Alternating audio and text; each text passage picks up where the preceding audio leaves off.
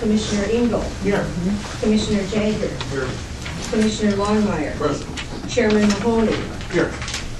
Commissioner Plummer. Here. Commissioner Skolnick. Here. Vice Chairman Snyder. Here. Commissioner Wilkins. Here. 11 present. Next on the agenda is the approval of the agenda. Need a motion to approve. Second. Moved by Commissioner Engel, seconded by Commissioner Cross to approve the agenda as presented. Any discussion? If not, all those in favor signify by saying yes. Yes. Those opposed, no. Motion carries. We have the approval of the minutes of February 14th. So moved. Second. Moved by Commissioner Engel, supported by Commissioner Collins. Approve the minutes of February 14th. Any discussion? Seeing none. All those in favor signify by saying yes. Yes. Those opposed, no. Motion carries. Number 7. We have 2 public hearings. I need a motion to open the public hearing to accept citizen comments on the release of funds for the HUD grant. Second. Second, to open the public hearing to accept citizen comment on the release of funds for HUD grants. All those in favor signify by saying aye. Aye. Those opposed, no. Motion carries. Do we have any public comment on the HUD grants?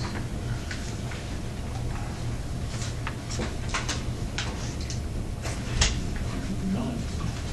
Do we need to close the public hearing? Public hearing be closed. Moved and seconded to close the public hearing on the release of HUD grant funds. All those in favor signify by saying aye. Aye. Those opposed, no. Motion carries. Next, we need to open the public hearing to accept citizen comments on community block grant. So moved. Second.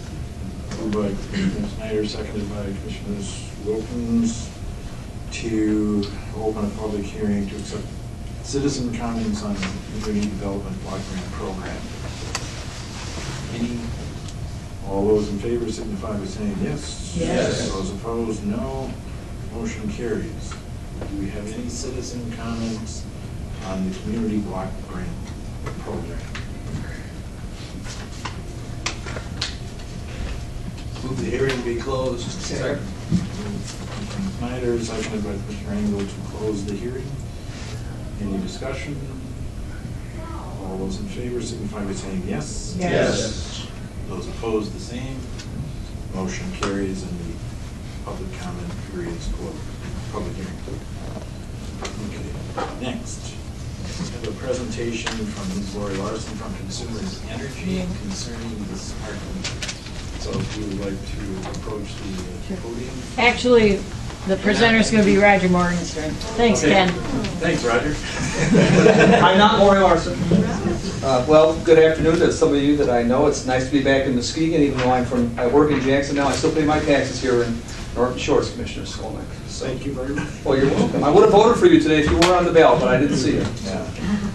You just give us your name for the Yes. Well, thank you, Mr. Chairman. My name is Roger Morgenstern. I'm the Smart Grid Communications Coordinator for Consumers Energy in Jackson, Michigan. Yeah, if you that'd be great. Thank you. We're going to put this up on the screen. I just got a brief flyer. I know we don't have much time, Mr. Chairman, but just a short overview of what we're doing here at Consumers Energy with our smart meter program. We are going to be installing smart meters, advanced meters, beginning here in Muskegon County in August of 2012. And we're going to be installing about 60,000 meters across Muskegon County this year, and then we'll complete the installation of electric meters into 2013. All total, there's about 96,000 electric meters in Muskegon County. And so we'll be installing that on homes and businesses between now and the middle of 2013. The smart meters look a lot like the meters that are on your homes now, but Exhibit A. Lori's going to be my Van away here. We've got 2 meters. The meter here on my left is a typical analog meter with the dials that you see on many homes. The one that Commissioner Skolnick has in his hopefully going to pass around because I got an alarm on that, Bob, is a smart meter. And really, if you were to open it up, it looks like a computer on the inside. And what the smart meters do, it provides a two-way communication device between our customers and consumers' energy. Right now, the meters, like the one going to the chairman, it just sits on the house, and we take a meter read there once a month. And you get your monthly bill, which sometimes I call it the monthly surprise, especially with 3 teenagers at home. The smart meters will be collecting information hourly on how much energy you're using, and then we'll send that information back to consumers' energy. And then you as customers will be able to log on to a secure website and see what your energy use is in near real time. So that you can see, boy, I used a lot more power last Wednesday, what were we doing? And you may remember because it's only a couple days ago, instead of, if you're like me, I get my bill and either it's higher, hopefully lower than the month before, and I can't remember what I did 20 days ago, 20 years ago. But so the smart meters provide this two-way communication. So it starts with the meter, and that's what we're going to be installing, is the meter on the homes. And then starting in 2013, we're going to begin having different customer programs that customers can decide whether or not they want to sign up for. And we're still determining actually what those programs will be. But it may be things like choosing your bill date, allowing to have your air conditioning, if you so choose, cycled on and off on a hot day for like 15 minutes at a time. That will actually, yeah, there you go. There's the innards, Commissioner Dervinski. Yeah. Yeah, there you go. Yeah, I'm not the engineer. I'm just a public relations guy. But so the meter will enable some of more of that those programs to allow, because it'll basically be a computer on the side of the house. And the way we're going to be sending these signals is via a cellular signal. Think of it as a brief text message about 6 times a day that would send from the meter back to consumers' energy. Now, other utilities have used what we call a mesh network, where the data hops from meter to meter to meter and then goes to a central point. We don't think that's as secure as a direct cell signal. So it's a direct connection between each individual home or business and consumers' energy. And the information is encrypted. It goes over a secured private channel within a public cell phone network. And then on top of that, consumers' energy is encrypting it further. Think of it as having a unique key for every meter to connect with consumers' energy. So that's the smart meters in general. Like I said, we'll be deploying them this summer. There will be a lot more information going to customers as we get closer to deployment.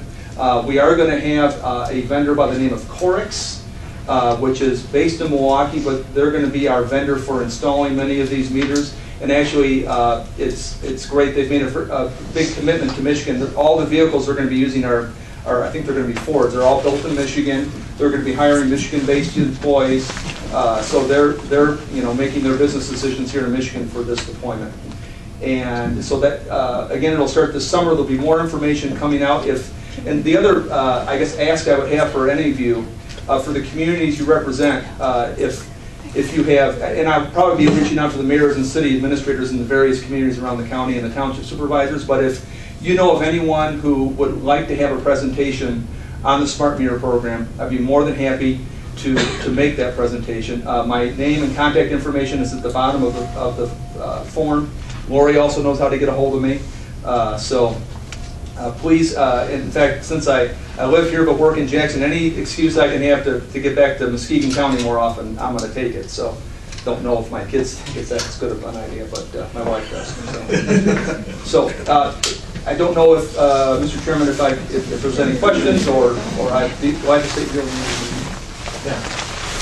Other than the new modern technology, how many jobs is it going to affect? I mean, is consumers going to be cutting significant amount of employees due to this? Or? We have in the Muskegon area about 9 meter reading positions. Where some of those positions will be eliminated, not all of them. We're actually working with our union and our labor relations group right now to determine other roles that the meter readers can have after they're done reading these meters. There's also other opportunities for them to transfer to other jobs within consumers' energy. So there may be some job reductions, but we're not looking to reduce any of our meter reading force until early 2013, so we're already having those discussions with the meter readers. Actually, we had a meeting with the meter readers back in January to talk with them about this, and we're trying to find other opportunities for them. Roger? Yes. Will those meters be installed in the same location, or are you gonna put them inside? Yes, they're going to be outside, Commissioner. They're going to be in the same meter socket where the meters are now. We will be sending letters to the customers a couple weeks before the meter exchange to let them know exactly what's going to happen. The meter exchange will take just a few seconds, but it's kind of like if you have a blip in power at your house, you have to reset your microwave clock and all that stuff. But we'll explain that in a letter before the installation occurs. And so yes, they'll be in the same meter socket. If there's any repairs that need to be made to that socket when we're out there, we're going to make those repairs at that time at Consumers Energy's cost. There won't be a bill left behind the customers. So. Thank you. I have some nervous people around me. Okay. Can you shut stuff on and off in people's houses? No. The meter, our responsibility as a public utility commissioner ends at the meter. And we cannot reach beyond the meter and turn off TVs or radios. Now, if the customer chooses, they could buy devices that could monitor those appliances within the home. But our responsibility is only at the house. Now, can we shut off power? We do shut off customers now for non-payment after a series of telephone calls and letters that are given to the customer. That will continue if we have issues of non-payment. But no, we're not going to go in and, hey, we don't like you, or you're using an inefficient air conditioner, we're going to turn it off. No, we don't. A, we don't have that ability, and B, we have no intention of doing that. Well, I think that they're nervous about you entering into their personal lives. And Yeah. there's rumors going around. No, I understand. It's one of the reasons why I'm here, and one of the reasons why, if you'd like me to come out to your district and make some presentations, please give me a call, send me an email. I mean, I'd be glad to do that, because we're not looking to be Big Brother. Just as an example, right now we do that meter read once a month. It takes a picture of what your electric uses in your home. It doesn't say that you've been using your hot tub or your oven 30% more. We don't get into any of that. What the smart meter does is collects that information hourly and stores it in the meter, but it's the aggregate use of your home. It's just what we call the premise, the entire premise. It's not individual appliances. You'd have to have a meter on every appliance, and we don't have that. So, yeah. Well, now it's just information, and what we're trying to do is get knowledge out there. So, Thank you.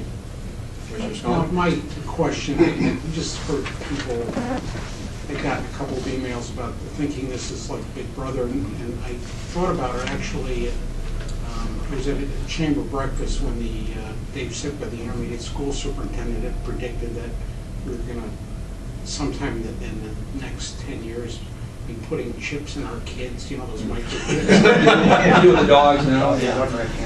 So, I mean, this isn't part of that strategy. No, we have no intention. The only chip that's in the meter, and it's like having a text message come from your meter. So we don't have the computer storage capability to have that level of information, nor do we have any interest. So, Mr. Thorne. Are you currently using some of these now at this date? we have installed about 5,000 of them in the Jackson area, different models. In fact, the model that I passed around here is one of the ones that was installed in Jackson. And we've been testing them for the last couple of years, but we haven't done a large-scale deployment. We did install about 60 of them in the Grand Rapids area. You may have seen a few things in the paper or on TV about Smart Street. It was in an area east of downtown Grand Rapids where we combined smart meter technology and energy efficiency. And so that was something we did last summer, but we haven't done the large-scale deployment until this summer. Anybody else? Well, I want to thank you. It's a very informative and timely topic for the community. Thank you. Thank you, Chairman. Thank you, Commissioners.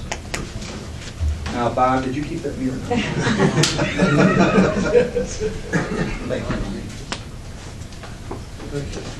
Now at the point in the agenda where we have public comment on an agenda item. Anyone in the audience wishing to comment on one of the items that are in the agenda?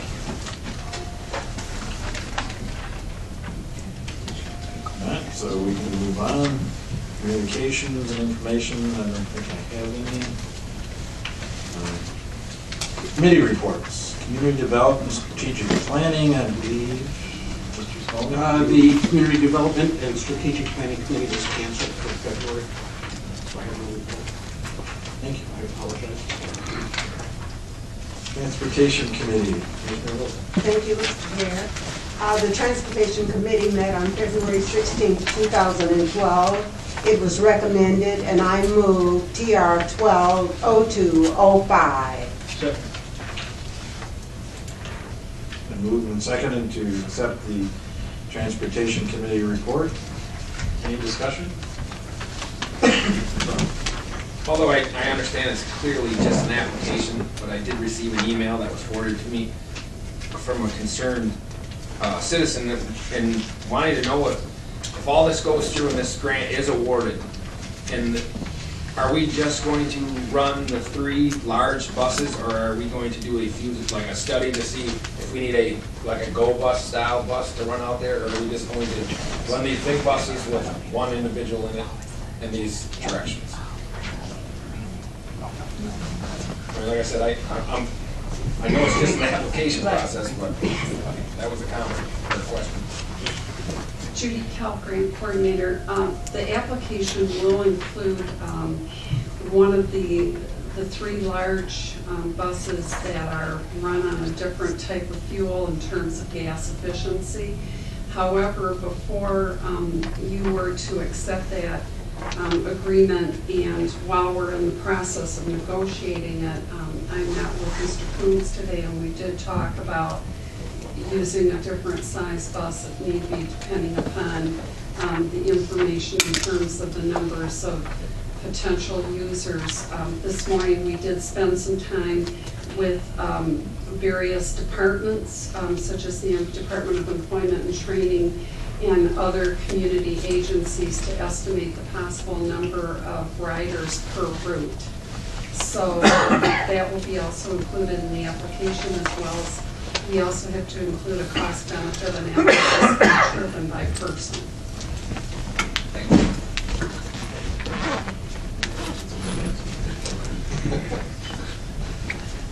Anybody else?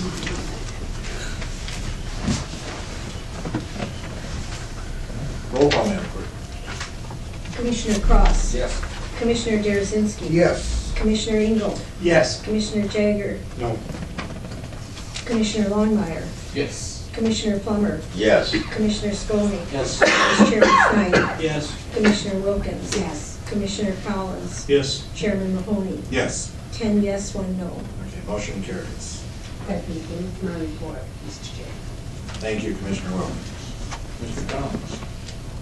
Mr. Chairman, the Ways and Means Committee met on February 21st, 2012. It was recommended, and I move WM 12/02-14-2-23.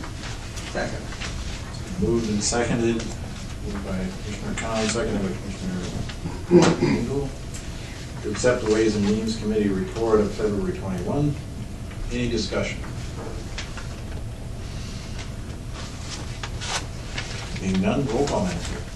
Commissioner Derazinski. Yes. Commissioner Engel. Yes. Commissioner Jagger. 14 through 18, yes. 19, no. 21, or 20, 21, 22, yes. 23, no. 14 through 18, yes. 19, no. 20, 21. 21, 20, 21, 22, yes. 23, no.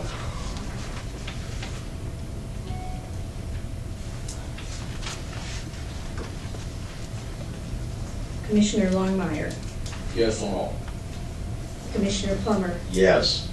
Commissioner Skolnick. Yes. Vice Chairman Snyder. Yes. Commissioner Wilkins. Yes. Commissioner Collins. Yes. Commissioner Cross. Yes. Chairman Mahoney. Yes. 11 yes on 14, 15, 16, 17, and 18. 10 yes, 1 no on 19. 11 yes on 20, 21, 22. And 10 yes, 1 no on 23. Motion carries. Mr. Chairman, that concludes the report. Thank you, Commissioner Collins.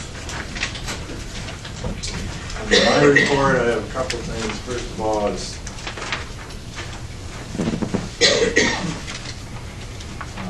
talking about A is adopting the National County Government Month of April 2012. If we can just have a healthy county, healthy families, you can adopt that if you wish. Concerns, displays. Next, citizen appointments. I have 3. First is a Community Correction Board Advisory Board. Chris Wilson, Public Defender, will expire 12/31/14. I have a motion to accept. So moved. Second. Moved by Commissioner Snyder, seconded by Commissioner Longmire to accept Chris Wilson as public on the Community Corrections Advisory Board. Any discussion? None? All those in favor signify by saying aye. Aye. Those opposed, no. Motion carries. Next, on the Solid Waste Planning Committee, a term that will be to 12/31/13 is Kathy Brubaker Clark from the Planning and Mohammed Al-Shaddal from the City. So moved. Second. Moved and seconded to accept those appointments. Any discussion? None? All those in favor signify by saying aye. Aye. Opposed, the same. There are no. Motion carries. And finally, the White River Zoning Board, which expires on 12/31/14. Mr. Sam St. Amor. Moved by Commissioner Engel, seconded by Commissioner Skolnick to approve the appointment of Mr. Sam St. Amor to the White River Zoning Board. Any discussion? How Sam's health? It's on. Okay, just curious. It's in one. He's better. Thanks. He's as irascible as ever. Yes. Oh, good. A point of clarification, should we have taken a vote on the National County Government Month or roll call, or just accept it? We could have voted, I suppose. We need a motion to do that, or I can just proclaim that we've adopted, I believe. You haven't completed your discussion On the other. Discussion on the White River Zoning. None? All those in favor say yes. Yes. Those opposed, no. Motion carries. Committee liaison report. I'd like to mention that at a recent WeMet meeting, we were surprised and pleased to find that there is additional funding, and it looks as though the funding is secure for the forthcoming year for the West Michigan Enforcement Team. Also, at the Community Corrections Advisory Board yesterday, we were informed that the targets for the goals in terms of number of people diverted are being met, and looks like the contract with the state will be in place, and the funding from the state through Department of Corrections will be secured. That goes to thanks for the prosecutor and also for the judges, as well as the sheriff, doing an excellent job with the diversion programs. That's it. Thank you. Thank you. I had from the road commission, a winter to date schedule copied and put in front of everybody. We're spending less money this year than we have some years, so hopefully we get a little more done this summer, because it all goes away anyway. So that was at the last meeting. We can't give you any final numbers yet, it's too early, but in a month or 6 weeks we should have them. Thank you. Anyone else? Yeah, the Muskegon Area District Library, we met last week, and some of you know or some of you may not know, but we've gone forward and put out for bid request to renovate the building and build a new library, essentially, on the one on the north side of the building that we just purchased. And they're taking local bids on that, and myself and Doug Hughes sits on that board, and we're strongly in support of, to keep it local and get this thing moving forward, because there's a lot of things around here that we have a lot of people in the area locally that do these kinds of renovations that we need. And we came into a contract with Muskegon, which helps adult literacy. And believe it or not, the literacy in adult in Muskegon County is really, it's quite depressing, to be honest with you. It's really bad. And we rented or leased a space with them, so they're moving forward on that. And we're in the process of working with Muskegon Heights Public Schools, because some of their library programs have ended, and we are trying to partnership some kind of resource where the kids can go into the library. We're making it known that there is a library in the Heights, so they can come from the schools and go in there and use the resources that they no longer have within the school. And they're also working on that up in Holton right now, possibly venturing into a agreement with Holton Public Schools on using a library right at the middle school there, because it's substantially larger, and it's obviously in a lot better shape and a lot better than where it's at right now. So things are moving quite well with the library and going good. Thank you. Anyone else? Not, just a quick report on my own.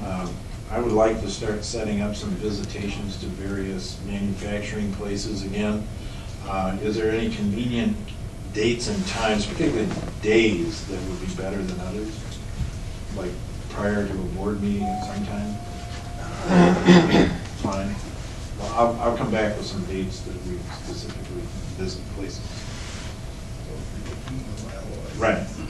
That one's on my list, and the last gentleman, Mr. Olson, who was here, we can choose. And anyone else you might want to suggest.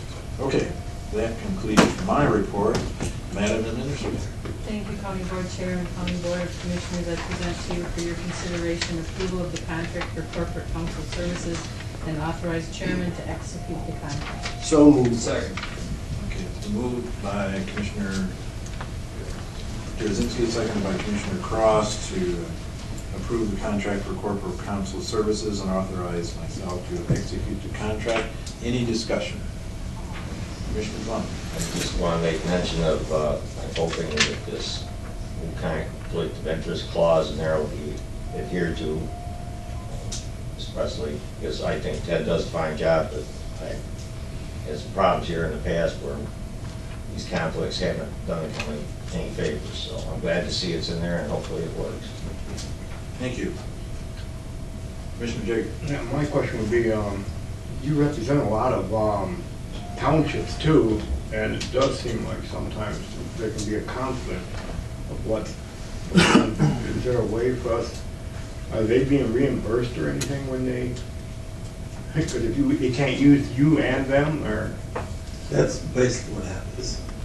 Other councils would, yeah. And then what, you would pay for that, or did the townships have to? The township would have to pay for their council, the county would have to pay for its council. So is it a conflict when you do two and then they end up, if they're fighting us, they have to hire twice? Well, if I did too, it would be a clear conflict. And that's why I recuse myself when there are clients of the office, two clients of the office, involved in a dispute.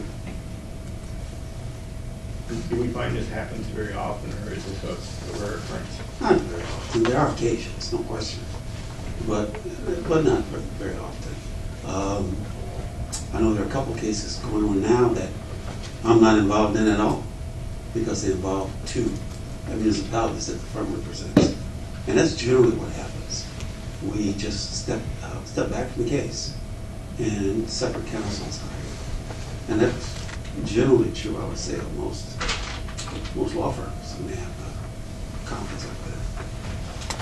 Okay, thank you. Yes, Mr. Chair, I have a question about the timing of this contract. Is this something we will have to do every year, or is there a particular reason why we're doing it, and in conjunction with our budget?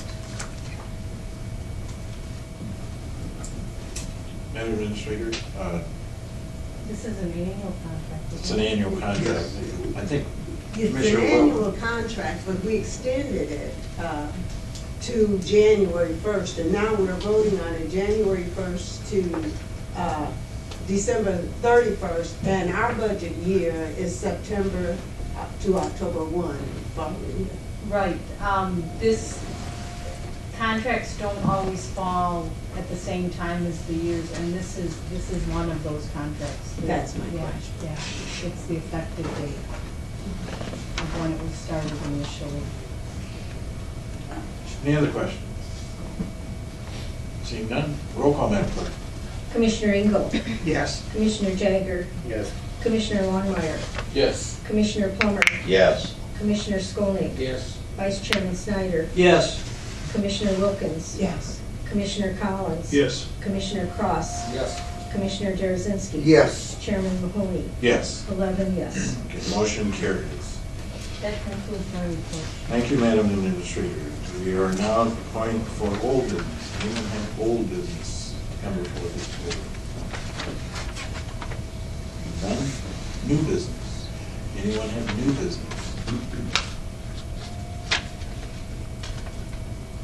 We now have a public comment for non-agenda items or on a new topic as an editor.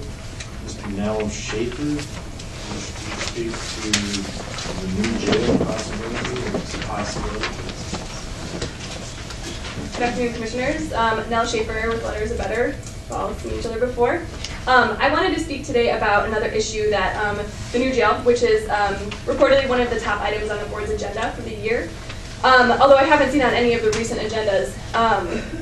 So I wanted to start by saying that I was glad to see that the board passed the Move the Box initiative. I know that was a couple weeks ago, and I think that's a good step toward keeping in mind re-entry and rehabilitation of former inmates, and also proactively trying to address recidivism rates.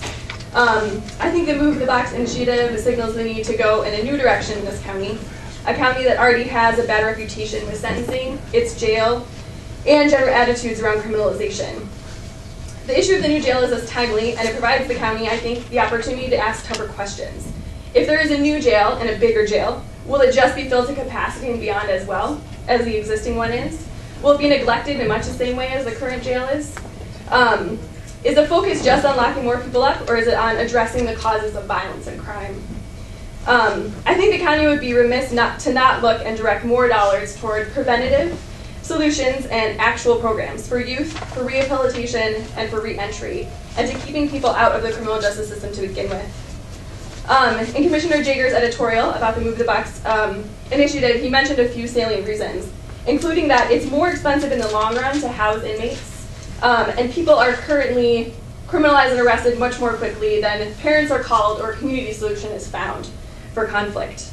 Thus, I want to advocate for the county using, I think, what is it now, $11 million that has been put aside, maybe that's not the exact number, that has been put aside to build a new jail, to dedicate that money to partially fix the existing building. There are definitely terrible conditions in the jail, and I think that those desperately need to be addressed, including black mold and raw sewage smells. And the rest to restore rehabilitation and preventative programs for people in this county. It's definitely expensive to remodel the existing building, but I'm sure it'd be cheaper than building an entirely new facility or developing a new facility in an existing building. And devoting funds to prevention, I think, in the long run will be most cost effective. Otherwise, I think it's inevitable, honestly, that the county is going to run into the same problem a few years down the line, an overcrowded and unfit jail. The past 40 years in the U.S. have shown an exponential rise in the number of prisoners and as more and more jails and prisons have been built. And so the structures are built first, and then they are filled. And they are filled to capacity and beyond.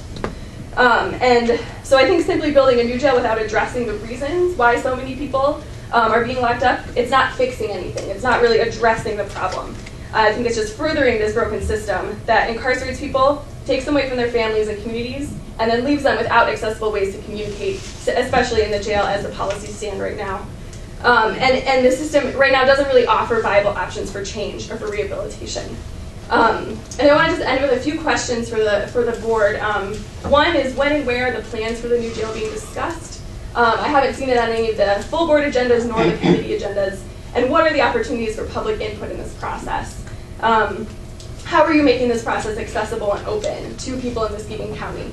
And I don't know if you answer that now or we can talk after, but I'd love to hear what the opportunities are for a public input. Thank you. Thank you. Anyone else?